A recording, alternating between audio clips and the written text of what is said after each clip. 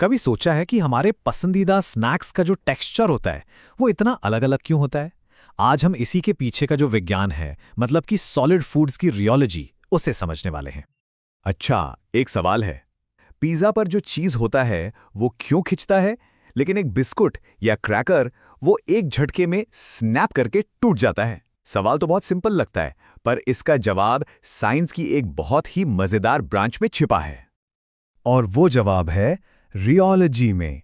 जी हाँ, ये वो साइंस है जो हमें बताती है कि खाने की चीज़ें दबाव पड़ने पर कैसा बर्ताव करती हैं, और यही उनके टेक्सचर को समझने की चाबी है। तो आखिर ये रियोलॉजी है क्या भला? देखिए, सिंपल भाषा में ये मैटर के फ्लो यानी बहाव और सॉलिड चीजों के डिफॉर्मेशन यानी उनके आकार में बदलाव की स्टडी है। और जब हम सॉलिड फूड्स की बात करते हैं तो ये पूरा खेल बस स्ट्रेस और स्ट्रेन के रिश्ते का है। चलिए, इसे और आसान बनाते हैं। स्ट्रेस वो फोर्स है जो किसी चीज़ पर लगाया जाता है, जैसे उसे खींचना या दबाना। और स्ट्रेन उस फोर्स के जवाब में उस चीज़ में जो बदलाव आता है, वो है। बस ये दो कॉन्सेप्ट्स ध्यान में रखिए, आगे सब कुछ इसी पर बेस्ड है। अब इसी स्ट्रेस और स्ट्रेन के खेल के आधार पर हम सॉलिड फूड्स को दो मेन ग्रुप्स में बांट सकते हैं, इलास्टिक और नॉन इलास्टिक। तो सबसे पहले बात करते हैं हुकियन इलास्टिसिटी की। इसे आप एक आइडियल, एकदम परफेक्ट रबर बैंड की तरह समझिए। जितना फोर्स लगाकर उसे खींचेंगे, वो उतना ही खींचेगा, और जैसे ही फोर्स हटाएंगे, वो फौरन अपने ओरिजिनल शेप में वापस आ जाएगा। मतलब स्ट्रेस और स्ट्रेन के बीच एक बिल्कुल सीधा, लीनियर रिश्ता। अब अगर इसके ग्राफ को देखें, तो हुकियन सॉलिड का स्ट्रेस स्ट्रेन कर्व एक सीधी लाइन होती है, और जब फोर्स हटता है तो लाइन ठीक उसी रास्ते से वापस जीरो पर आ जाती है। कोई एनर्जी लॉस नहीं। ये एक आइडियल सिचुएशन है, जो असल दुनिया में खासकर खाने की चीजों में मिलना लगभग नामुमकिन है। और यहीं पर आती है असली दुनिया। ज्यादातर फूड्स असल में नॉन होकियन इलास्टिसिटी दिखाते हैं। यहाँ स्ट्रेस और स्ट्रेन का रिश्ता सीधा साधा नहीं होता, बल्कि थोड़ा कॉम्प्लेक्स होता है। इसका ग्राफ देखिए, यहाँ लाइन सीधी नहीं बल्कि घुमावदार है। और सबसे इंटरेस्टिंग बात यह है कि फोर्स लगाने का रास्ता और हटाने का रास्ता अलग अलग होता है। इससे एक हिस्टेरिसिस लूप बनता है।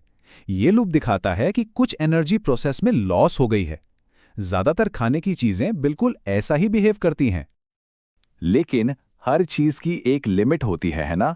जब किसी चीज को उसकी लिमिट से ज्यादा खींचा या दबाया जाता है, तो वो अपनी इलास्टिसिटी खो देती है और आखिरकार वो फेल हो जाती है।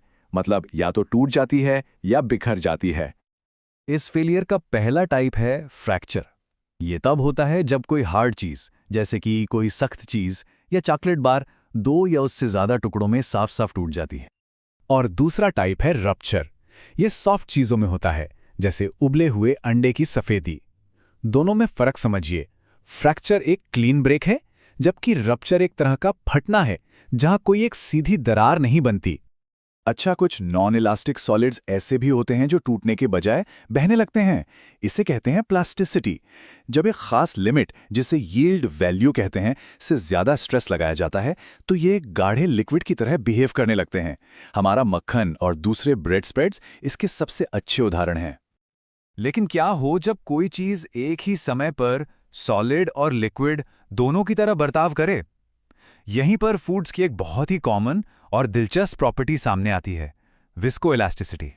विस्कोइलास्टिक मटेरियल्स एक तरह के हाइब्रिड होते हैं। इनमें लिक्विड जैसा फ्लो भी होता है और सॉलिड जैसी स्प्रिंगीनेस भी। और सबसे मजेदार बात यह है कि इनका रिएक्शन टाइम पर डिपेंड करता है।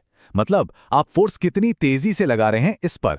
शहद को ही देख लीजिए, तेजी से चम्मच चलाएंगे तो गाढ़ा लगेगा, पर धीरे धीरे बहने देंगे तो वो लिक्विड है। यही है विस्कोइलास्टिसिटी का जादू। चलिए, अब इस सारी थ्योरी को रियल लाइफ में लागू करके देखते हैं।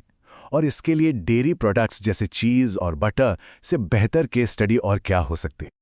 और हाँ, इन सभी प्रॉपर्टीज को मापने के लिए जो उपकरण हैं, वो भी समय के साथ काफी एडवांस हुए हैं।